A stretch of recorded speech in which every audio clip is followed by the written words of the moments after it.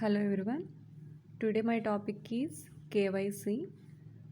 Recently, it is very important topic in all situations and all organizations. So మనకి ఇక్కడ banking and theory practice syllabus ప్రకారం KYC యొక్క importance ఏంటి, అసలు KYC అంటే ఏంటి, మనం జనరల్గా కేవైసీ నామ్స్ అని రీసెంట్గా ఎక్కువగా వింటూ వస్తున్నాం. సో అసలు ఈ కేవైసీ అంటే ఏంటి, బ్యాంకింగ్ అండ్ థియరీ ప్రాక్టీస్ ప్రకారం ఈ కేవైసీ యొక్క ఇంపార్టెన్స్ ఏంటనేది ఈరోజు ఈ క్లాస్లో తెలుసుకుందాం.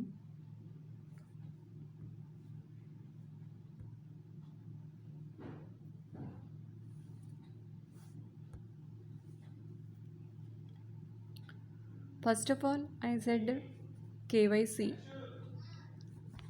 KYC means know your customer. అంటే ఎవరైతే ఉన్నారో ఏ ఆర్గనైజేషన్ కావచ్చు లేదా బ్యాంక్, మనం ఇప్పుడు బ్యాంకింగ్ థియరీ ప్రాక్టీస్ గురించి మాట్లాడుకుంటున్నాం కాబట్టి బ్యాంక్స్ కావచ్చు, కస్టమర్కి సంబంధించిన విషయాల్ని తెలుసుకోవడాన్ని మనం కేవైసీ అని పిలవడం జరుగుతుంది. And sometimes know your client. అంటే client means customer, customer means client, రెండు కూడా సినానిమస్.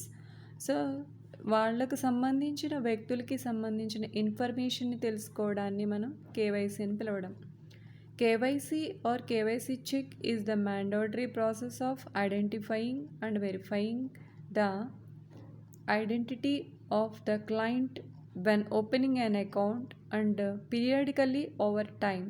అంటే ఇక్కడ మనం బ్యాంకింగ్ అండ్ థియరీ ప్రాక్టీస్ గురించి మాట్లాడుకుంటున్నాం కాబట్టి బ్యాంకర్ పాయింట్ ఆఫ్ వ్యూలో కేవైసీ అంటే ఏంటంటే అకౌంట్ హోల్డర్కి సంబంధించిన డీటెయిల్స్ అన్నిటినీ కూడా ఐడియా కలిగి ఉన్నాడా.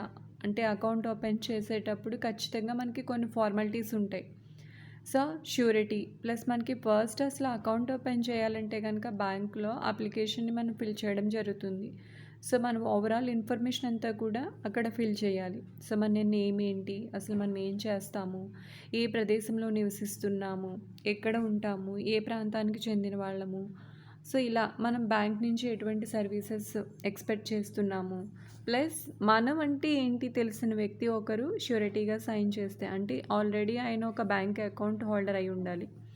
మనం ఏ బ్యాంక్లో అయితే అకౌంట్ ఓపెన్ చేయాలనుకుంటున్నామో ఆ బ్యాంకుకు సంబంధించి అతను అకౌంట్ హోల్డర్ అయి ఉండాలి, వాళ్ళ ష్యూరిటీ సిగ్నేచర్ ఉండాలి. సో ఉన్న తర్వాత ఈ ఇన్ఫర్మేషన్ మనం అంతా కూడా ఫిల్ చేసిన ఇన్ఫర్మేషన్ అంతా కూడా కరెక్ట్ అనడానికి ఒక ప్రూఫ్ ఉండాలి. సో మనం రీసెంట్గా చూస్తూ ఉన్నాము, అన్ని చోట్ల కూడా మన ఆధార్ లింక్ చేస్తూ వస్తున్నాం. సో మనకి ప్రూఫ్ అనగానే ఐడి ప్రూఫ్గా ఎక్కువగా రీసెంట్గా మనకి ఆధార్ కార్డ్ అనేది యూజ్ చేస్తాం. సో ఓవరాల్గా మనకి ఆధార్ కార్డ్ లింక్ ద్వారా మన ఇన్ఫర్మేషన్ అంతా కూడా అప్డేట్, ఎప్పటికప్పుడు ఇన్ఫర్మేషన్ కరెక్టా కాదా అనేది తెలియచేయడం జరుగుతుంది. సో ఇలా ఏదో ఒక ప్రూఫ్ తీసుకుని నో యువర్ కస్టమర్కి సంబంధించి లేదా క్లయింట్కి సంబంధించి బ్యాంక్ వాళ్ళు అయితే అకౌంట్ ఓపెన్ చేసేటప్పుడు ఓవరాల్ ఇన్ఫర్మేషన్ గ్యాదర్ చేయడమే కేవైసీ అని పిలుస్తాం. In other words, banks must make sure that their clients are genuinely who they claim to be. అంటే వేరే రకంగా చెప్పాలంటే banks must make sure that their clients are genuinely who they claim to be. అంటే వాళ్ళు చాలా genuine వ్యక్తులు అని identification కోసం ఈ కేవైసీ అనేది ఉపయోగపడుతుంది. అంటే అప్లై చేసుకోవడంలో కావచ్చు, లేదంటే ఇంకా అదర్ బ్యాంకింగ్ ట్రాన్సాక్షన్స్లో కావచ్చు. సో మన ఆర్డర్ బేస్ మీద బ్యాంక్స్ వర్క్ చేస్తాయని చెప్పుకుంటున్నాం కాబట్టి ఆ ఆర్డర్ని ఆదేశాలను అనుసరిస్తూ మనకి కావాల్సిన సర్వీసెస్ అందించాలంటే ఫస్ట్ అసలు మనం అంటే ఏంటి అనేది బ్యాంక్ వాళ్ళకి ఐడియా ఉండాలి. సో ఆ ప్రాసెస్లో మన దగ్గర నుంచి ఇన్ఫర్మేషన్ కలెక్ట్ చేయడం, ఆ డిక్లరేషన్ కోసం వాళ్ళు ప్రూఫ్స్ని కలెక్ట్ చేసుకోవడం అనేది నో యువర్ కస్టమర్ అని పిలుస్తాం. యాక్చువల్గా ఇది ఓన్లీ బ్యాంకింగ్కే కాదు, రీసెంట్గా ఎవ్రీ ఆర్గనైజేషన్లో, అదేవిధంగా ప్రావిడెంట్ ఫండ్ ఆర్గనైజేషన్స్లో ఎక్కువగా ఈ వర్డ్ని మనం రీసెంట్గా వింటూ వస్తున్నాము. సో సపోర్టెడ్ డాక్యుమెంట్స్, కేవైసీ అనే ప్రాసెస్లో నో యువర్ కస్టమర్స్ గురించి తెలుసుకోవడానికి సంబంధించిన ప్రూఫ్స్ అనేవి మనకి ఇక్కడ డిస్ప్లే అయ్యాయి. Aadhaar card, election card, driving licence, passport, PAN card. So, ఈ విధంగా మనకి ఓవరాల్‌గా ఏదో ఒక ఐడెంటిటీని మనం సబ్మిట్ చేయడం ద్వారా మన ఆర్గనైజేషన్‌కి నో యువర్ కస్టమర్ అనే ప్రాసెస్‌ని మనం కంప్లీట్ చేసుకున్న వాళ్ళం అవుతాం. సో, ఆధార్ కార్డ్ ఎవ్రీ ట్రాన్సాక్షన్స్‌కి మనం లింకప్ చేయడం జరుగుతుంది. లేదా అది లేని పొజిషన్‌లో అంటే 5 ఇయర్స్ చిల్డ్రన్స్ కానీ, లేదంటే బిలో 10 ఇయర్స్ చిల్డ్రన్స్ కానీ చాలామందికి మన ఆధార్ కార్డ్ అనేది ఇంకా అలో చేయకపోవడం అనేది చూస్తూ ఉంటాం. నెక్స్ట్ అదే మైనర్స్ అనుకోండి, వాళ్ళకి ఎలక్షన్ కార్డ్ అనేది ఉండదు. ఎందుకంటే 18 ఇయర్స్ కంప్లీట్ అయిన మేజర్స్‌కి మాత్రమే ఓటు హక్కు ఉంటుంది. సో, అందరికీ ఏదో ఒకటే ప్రూఫ్‌గా ఉపయోగపడడం అనేది చాలా తక్కువ. నెక్స్ట్ డ్రైవింగ్ లైసెన్స్, ఇది కూడా మైనర్స్‌కి అలో చేయబడదు. డ్రైవింగ్ లైసెన్స్ కూడా మేజర్స్‌కి మాత్రమే ఇష్యూ చేయబడుతుంది. Next passport, next pan card. So, pan card means ఓవరాల్‌గా మనం అందరూ కూడా రీసెంట్‌గా పాన్ కార్డ్ తీసుకోవడం జరుగుతుంది. ఇది ఎక్కువగా మనకి ఎక్కడ యూజ్ అవుతుందంటే బ్యాంక్ ట్రాన్సాక్షన్స్‌లో. 50,000 అబోవ్ మనీ బ్యాంక్ నుంచి విత్‌డ్రా చేసేటప్పుడు, 50,000 అమౌంట్ ట్రాన్స్ఫర్ చేసేటప్పుడు కూడా మనకి పాన్ కార్డ్‌ని అడగడం చూస్తూ ఉన్నాం. అంటే ఎటువంటి ట్రాన్సాక్షన్స్ చేసే కస్టమర్ అయినా, అకౌంట్ హోల్డర్ అయినా ట్రాన్సాక్షన్ చేస్తున్నప్పుడు ఈ భద్రత దృష్ట్యా ఈ కేవైసీ అనేది ఎక్కువగా అవసరం అవుతుంది. సో, అంటే ట్రాన్సాక్షన్స్ చేస్తున్న వ్యక్తి మనకి తెలుసు, అతనికి సంబంధించిన ప్రూఫ్ అంతా ఉంది. సో, ఒక పర్టికులర్ పర్సన్ కాబట్టి మన దగ్గర ఇన్ఫర్మేషన్ అంతా ఉంది. ట్రాన్సాక్షన్స్ కంటిన్యూ చేయడానికి ఈ ప్రాసెస్ అనేది ఉపయోగపడుతుంది.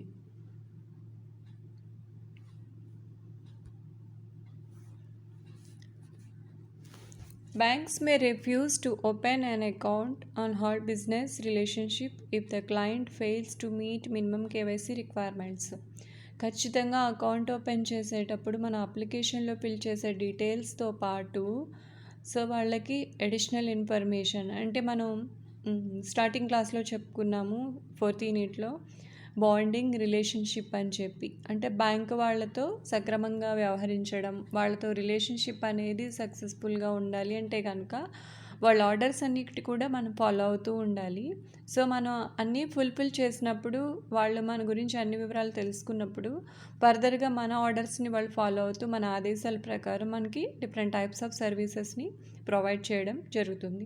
సో మనం వాళ్ళకి సపోర్ట్ చేయలేదనుకోండి, అంటే ఇన్ఫర్మేషన్ మనం సరిగా ఇవ్వలేదనుకోండి, సో వాళ్ళకి మనకు సంబంధించిన నాలెడ్జ్ అనేది ఉండదు. కాబట్టి మనకి సర్వీసెస్ ప్రొవైడ్ చేయడంలో డిలే అవ్వచ్చు. ప్లస్ వాళ్ళ రిక్వైర్మెంట్స్కి తగ్గట్టుగా మనం ఫెయిల్ అయితే కనుక రిలేషన్షిప్ కూడా దెబ్బతినే అవకాశం ఉంది. కాబట్టి సాధారణంగా అకౌంట్ ఓపెన్ చేసేటప్పుడే మనకి ఉండే ప్రాబ్లమ్స్ అన్నిటినీ కూడా క్లియర్ చేసుకోవడం కోసం ఈ కేవైసీ రిక్వైర్మెంట్ అనేది ఉంటుంది. KYC producers defined by banks involve all the necessary actions to make sure their customers are real, assess and monitors risk. అంటే ఇక్కడ కస్టమర్కి సంబంధించిన ట్రాన్సాక్షన్స్ చూస్తున్నప్పుడు, అంటే మనం different types of account holders మనం బ్యాంకులో అకౌంట్స్ ఓపెన్ చేయడం జరుగుతుంది. సో ఇక్కడ బ్యాంక్స్ అనగానే చాలా టైప్స్ ఆఫ్ ట్రాన్సాక్షన్స్, అంటే మోర్ దాన్ సర్వీసెస్ అనేవి, అంటే మనకి జనరల్గా బ్యాంక్ అనగానే collection of deposits, issue of loans and advances primary ఆబ్జెక్ట్గా చెప్పుకుంటాం. కానీ ఇక్కడ రీసెంట్గా చూసుకుంటే మనకి ఓన్లీ డిపాజిట్స్ అండ్ విత్డ్రాయల్స్ మాత్రమే కాకుండా అదర్ సర్వీసెస్ని రీసెంట్గా చాలా బ్యాంక్స్ మనకు ప్రొవైడ్ చేయడం జరుగుతుంది. Like credit cards, debit cards, next emails, next withdrawals information మొబైల్కి పాస్ చేయడం. సో ఈ విధంగా మనకి అన్ని రకాల సేవలను అందించాలంటే కనుక అన్ని ట్రాన్సాక్షన్స్లోని ఎటువంటి డిలే కానీ ఫ్రాడ్స్ కానీ జరగకుండా ఉండాలంటే కనుక ఈ కేవైసీ రిక్వైర్మెంట్స్ ప్రకారం మనం ఇన్ఫర్మేషన్ని కంపల్సరీ వాళ్ళకి ఇవ్వవలసిన అవసరం ఉంటుంది. సో దీనివల్ల ఏమవుతుందంటే వాళ్ళు నెసరీ యాక్షన్స్ తీసుకుని, అంటే కస్టమర్కి సంబంధించిన ట్రాన్సాక్షన్స్ అన్నీ కూడా చాలా జాగ్రత్తగా ఎటువంటి రిస్క్ లేకుండా చేయడానికి ఛాన్స్ ఎక్కువగా ఉంటుంది.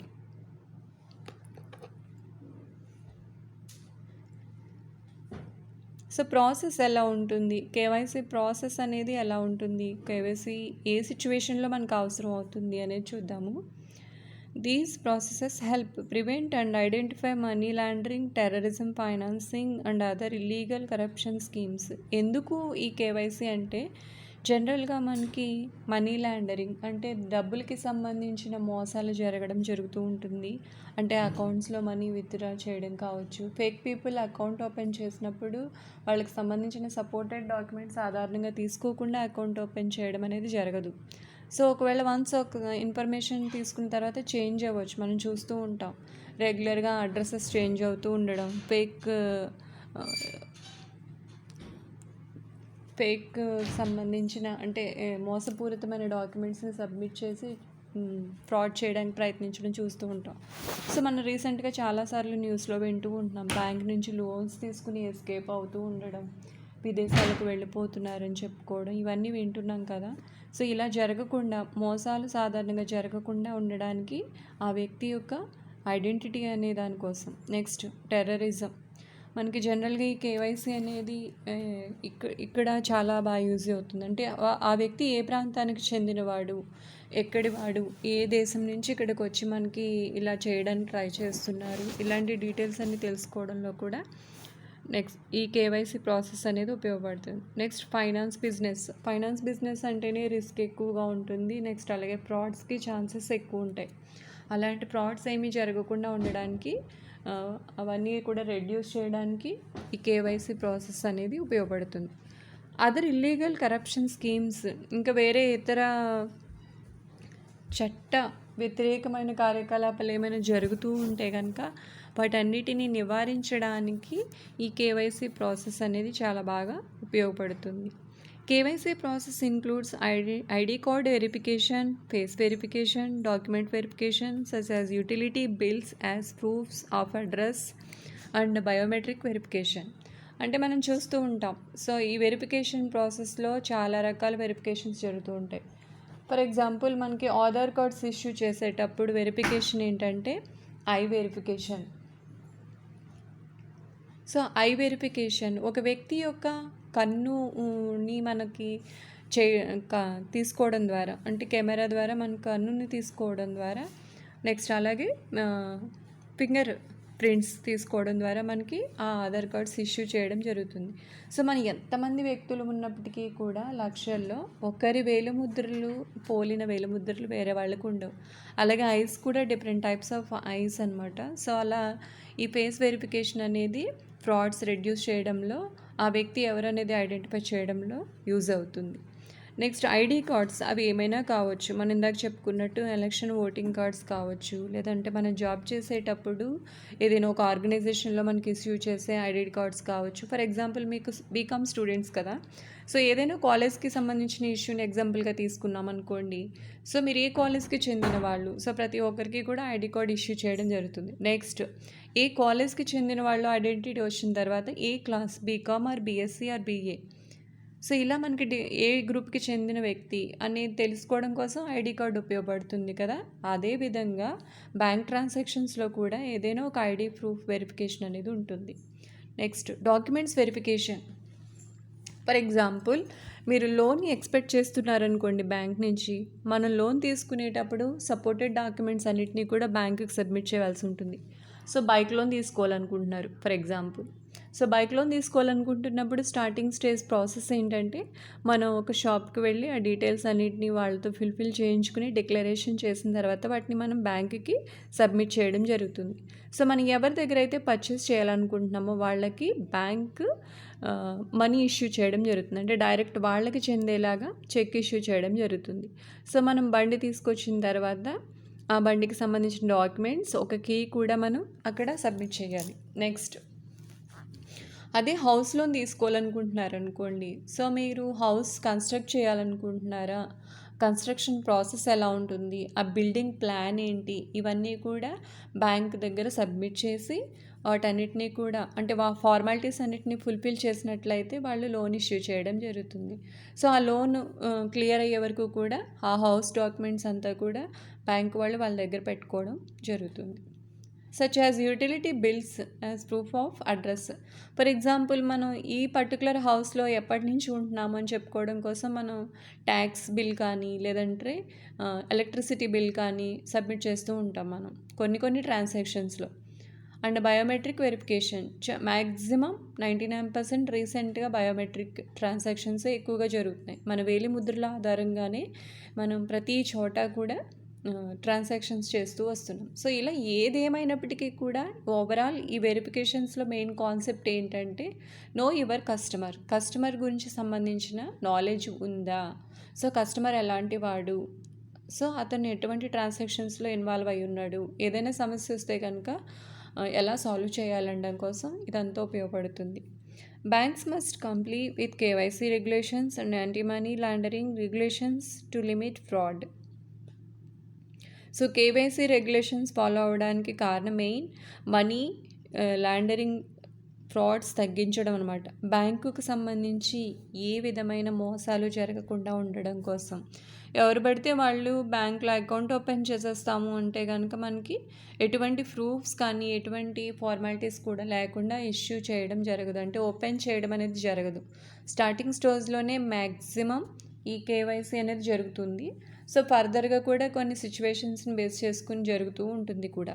ఏదేమైనప్పటికీ ఇక్కడ మెయిన్ కాన్సెప్ట్ ఫ్రాడ్స్ని రెడ్యూస్ చేయడం. KYC complaints responsibility rest with the banks. ఈ ప్రాసెస్ వల్ల ఏమవుతుందంటే బాధ్యత అనేది ఏర్పడుతుంది, ప్లస్ ఫ్రాడ్స్ నుంచి వాళ్ళకి రిమూవ్, అంటే వాళ్ళకి ఎటువంటి ప్రాబ్లమ్స్ లేకుండా ఉండడానికి, పీస్ఫుల్గా ఉండడానికి ఛాన్సెస్ ఉంటాయి. In case of failure to complete heavy penalties can be applied. ఒకవేళ మనకి ఈ ప్రాసెస్లో మనం సపోర్ట్ చేయలేనట్లయితే, సో నెసరీ డాక్యుమెంట్స్ సబ్మిట్ చేయకపోవడం కానీ వెరిఫికేషన్కి మనం సపోర్ట్ చేయలేనట్లయితే కనుక మనం పెనాల్టీస్ని అప్లై చేయబడతాయి. సో మనం ఆ సమస్యల్ని భరించవలసి ఉంటుంది. KYC checks are done through an independent and reliable source of documents, data or information. Each client is required to provide credential to prove identity and address. ప్రతి కస్టమరు కూడా ఖచ్చితంగా, అంటే మనం బ్యాంక్ పాయింట్ ఆఫ్ వ్యూలో మాట్లాడుకుంటున్నాము, ప్రతి customer కూడా ఖచ్చితంగా reliable documents submit చేయాలి. వ్యక్తిగత వివరాలకు సంబంధించిన డాక్యుమెంట్స్ అన్నిటినీ కూడా, ఆ డాక్యుమెంట్స్కి సంబంధించిన ఆధారాలన్నింటినీ కూడా సబ్మిట్ చేయాలి. దానివల్ల వాళ్ళకి డేటా ఇన్ఫర్మేషన్ అనేది పాస్ అవుతుంది. సో దీనివల్ల ఏమవుతుందంటే ఏమైనా ప్రూవ్ చేయడానికి, అంటే సర్వీసెస్ ప్రొవైడ్ చేయడానికి కావచ్చు, లేదంటే ఆ వ్యక్తికి సంబంధించిన వివరాలను ప్రూవ్ చేయడానికి కావచ్చు, మనకి కేవైసీ ప్రాసెస్ అనేది ఉపయోగపడుతుంది. సాధారణంగా కేవైసీ ప్రాసెస్ ఏ సిచ్యువేషన్స్లో అవసరం అవుతుందంటే బ్యాంక్లో అకౌంట్ ఓపెన్ చేసినప్పుడు, లేదా క్రెడిట్ కార్డ్ ఫెసిలిటీ. మీకు చాలాసార్లు క్లాస్ రూమ్లో కూడా మనం డిస్కస్ చేసుకున్నాము. డెబిట్ కార్డ్ ఇష్యూ అనేది ఎవ్రీ అకౌంట్ హోల్డర్కి కామన్. డెబిట్ కార్డ్ మీన్స్ మన అకౌంట్లో ఉన్న అమౌంట్ని మాత్రమే మనం విత్డ్రా చేయగలుగుతాం. సో లిమిట్ ఉంటుంది అక్కడ. అకౌంట్ ట్రాన్సాక్షన్స్ ఎన్నైతే చేస్తామో, అమౌంట్ ఎంతైతే అవైలబుల్గా ఉందో అది మాత్రమే విత్డ్రా చేయగలం. ఫర్ ఎగ్జాంపుల్, మనం క్రెడిట్ కార్డ్ని ఎక్స్పెక్ట్ చేస్తున్నాం అనుకోండి బ్యాంక్ నుంచి. సో దానికి సంబంధించిన అప్లికేషన్ ఫిల్ చేస్తాం. ఓకే, సో మనకి క్రెడిట్ కార్డ్ ఇష్యూ చేయాలంటే ఎవ్రీ మంత్ క్రెడిట్ కార్డ్ దగ్గర నుంచి మనం యూజ్ చేసుకోవడం వల్ల బ్యాంకుకి మనం రుణపడి ఉంటామని అర్థం. అంటే నెగిటివ్ బ్యాలెన్స్ చూపిస్తుంది. మనం దాన్ని బ్యాంక్ ఓవర్ డ్రాఫ్ట్ అని చెప్పుకుంటాం. సో నెగిటివ్ బ్యాలెన్స్ చూపిస్తున్నప్పుడు బ్యాంక్ మన చుట్టూ తిరిగి, మన ఇంటి చుట్టూ మాకు డబ్బులు ఇవ్వండి, వడ్డీ ఇవ్వండి అని అడగదనమాట. సో ఇష్యూ చేసేటప్పుడే సపోర్టెడ్ డాక్యుమెంట్స్ అన్నీ కలెక్ట్ చేసి కేర్ తీసుకుంటే కనుక ఫర్దర్గా ఫ్రాడ్స్ రెడ్యూస్ చేయొచ్చు అని చెప్పుకుంటున్నాం కదా. సో ఎలాంటి వ్యక్తులకి క్రెడిట్ ఫెసిలిటీ ఇవ్వాలి, క్రెడిట్ కార్డ్స్ ఇష్యూ చేయాలి. సో క్రెడిట్ కార్డ్స్ ఇష్యూ చేసేటప్పుడు మెయిన్ కాన్సెప్ట్ ఏంటంటే అతని ఇన్కమ్ సోర్సెస్ని పరిశీలించడం జరుగుతుంది. శాలరీ ఎంత, లేదా అదర్ ఇన్కమ్ సోర్సెస్ ఏమైనా ఉన్నాయా, ఎవ్రీ మంత్ లేదా ఎవ్రీ ఇయర్ అతని అకౌంట్లో ఎంత ట్రాన్సాక్షన్స్ జరిగే అవకాశం ఉంది. ఒకవేళ ఫెయిల్ అయ్యే అవకాశాలు వస్తే కనుక, అంటే డబ్బులు కస్టమర్ ఇవ్వకుండా ఫెయిల్ అయ్యే ఛాన్సెస్ ఉంటే కనుక అతని దగ్గర నుంచి ఏ విధంగా రాబట్టుకోవచ్చు, వీటికి సంబంధించిన వెరిఫికేషన్ ప్రాసెస్ అంతా కంప్లీట్ చేసి సపోర్టెడ్ డాక్యుమెంట్స్ అన్నిటినీ కూడా ఆ కస్టమర్, అంటే అకౌంట్ హోల్డర్ దగ్గర నుంచి కలెక్ట్ చేసినప్పుడు మాత్రమే ఇష్యూ చేస్తారు. సో ఈ విధంగా వాళ్ళ దగ్గర నుంచి కలెక్ట్ చేసుకునే ఛాన్స్ ఉన్నప్పుడే వాళ్ళకి క్రెడిట్ కార్డ్ ఫెసిలిటీ అనేది అవైలబిలిటీ ఉంటుంది. సో ఇలా అనమాట. అంటే డెబిట్ కార్డ్ అనేది కంపల్సరీ. మనం అకౌంట్ ఓపెన్ చేస్తున్నామంటేనే డిపాజిట్స్ అండ్ విత్డ్రాయల్స్ ట్రాన్సాక్షన్స్ బ్యాంక్తో చేయబోతున్నామని అర్థం. సో ఎంత అమౌంట్ అయితే ఉంటుందో మినిమం ఆ అమౌంట్ని మనం విత్డ్రా చేసుకోగలుగుతాము. అదేవిధంగా అమౌంట్ ఉన్నప్పుడు డిపాజిట్ చేసుకోగలుగుతాం. కానీ క్రెడిట్ కార్డ్ ఇష్యూ చేసేటప్పుడు కంపల్సరీ కేవైసీ అవసరం, సపోర్టెడ్ డాక్యుమెంట్స్ అవసరం, సోర్స్ ఆఫ్ డాక్యుమెంట్స్ అనేది అవసరం. సో రిలయబుల్ డాక్యుమెంట్స్ అనేవి కస్టమర్ నుంచి కలెక్ట్ చేసుకుని వాళ్ళు సాటిస్ఫై అయిపోయిన తర్వాత ఇష్యూ చేయడం జరుగుతుంది. అలాగే బ్యాంక్ లోన్స్ కావచ్చు. నెక్స్ట్ ఇప్పుడు మనకి అమాల్గమేషన్ అనే పదం వింటూ వస్తున్నాం కదా, అంటే బ్యాంకుల సంలీనం. రీసెంట్గా ఇప్పుడు అదే ప్రాసెస్ జరుగుతుంది. Union bank, Baroda bank involve అవ్వడం, అదేవిధంగా ఆంధ్ర బ్యాంక్ సంలీనం అంటాం. అంటే 2 బ్యాంకులు కలిపి ఒక బ్యాంకుగా 2 లేదా 3 బ్యాంకులు కలిపి అమాల్గమేషన్ ప్రాసెస్ జరుగుతుంది. ఈ ప్రాసెస్లో వెరిఫికేషన్లో ఏమైనా బయటకు వస్తే కనుక, అంటే కొంతమంది అకౌంట్ హోల్డర్ డీటెయిల్స్కి సంబంధించిన ఇన్ఫర్మేషన్ సఫిషియెంట్గా లేదు, ఇదివరకు కలెక్ట్ చేసుకున్న ఇన్ఫర్మేషన్ కరెక్ట్గా లేదనుకున్నప్పుడు మనకి అనదర్ ఇన్ఫర్మేషన్ ప్రొవైడ్ చేయమని చెప్పి మనల్ని బ్యాంక్ వాళ్ళు కోరడం జరుగుతుంది. దానికి తగ్గట్టుగా మనం రెస్పాండ్ అయ్యి సపోర్టెడ్ డాక్యుమెంట్స్ అన్నీ సబ్మిట్ చేసినట్లయితే దాన్ని మనం కేవైసీ అని చెప్తాం. So every time banks identification కోసం మనల్ని సపోర్టెడ్ డాక్యుమెంట్స్ అడగడం జరుగుతుంది. ఆ టైంలో మనం రెస్పాండ్ అయ్యి వాళ్ళకి సపోర్టెడ్ డాక్యుమెంట్స్ అన్నీ కూడా మనం సబ్మిట్ చేసి ఎటువంటి ఫ్రాడ్స్ జరగకుండా ఉండడం కోసం మనవంతు ప్రయత్నం చేసినప్పుడు ఈ రిలేషన్షిప్ అనేది సక్రమంగా జరుగుతుంది. లేదంటే బ్యాంక్స్కి ప్రాబ్లమ్స్ వచ్చే అవకాశం ఉంది, లేదా కామన్ పీపుల్కి కూడా కొన్ని ప్రాబ్లమ్స్ వచ్చే అవకాశం ఉంది. సో ల్యాండ్కి సంబంధించిన ఫేక్ డాక్యుమెంట్స్ కానీ, హౌస్కి సంబంధించిన ఫేక్ డాక్యుమెంట్స్ కానీ, ఇలాంటి వీటిని తెలియకుండా జరగడం కూడా ఉంటుందన్నమాట. ఈ తెలియకుండా జరిగిన ట్రాన్సాక్షన్స్ కావచ్చు, లేదా తెలిసి జరిగినవి కావచ్చు, రెడ్యూస్ చేయడానికి ఈ కేవైసీ ప్రాసెస్ అనేది ఉపయోగపడుతుంది. సో ఓవరాల్గా కేవైసీ ఏంటంటే కస్టమర్కి సంబంధించిన ఇన్ఫర్మేషన్ తెలుసుకోవడం, నో యువర్ కస్టమర్. దానికి మనకి డిఫరెంట్ టైప్స్ ఆఫ్ ప్రూఫ్స్ అనేవి ఉపయోగపడతాయి అన్నమాట. సో ఈ విధంగా కేవైసీ ప్రాసెస్ అనేది బ్యాంకులో కంపల్సరీ. అనదర్ టాపిక్ని మరొక క్లాస్లో చెప్పుకుందాం. Thank you.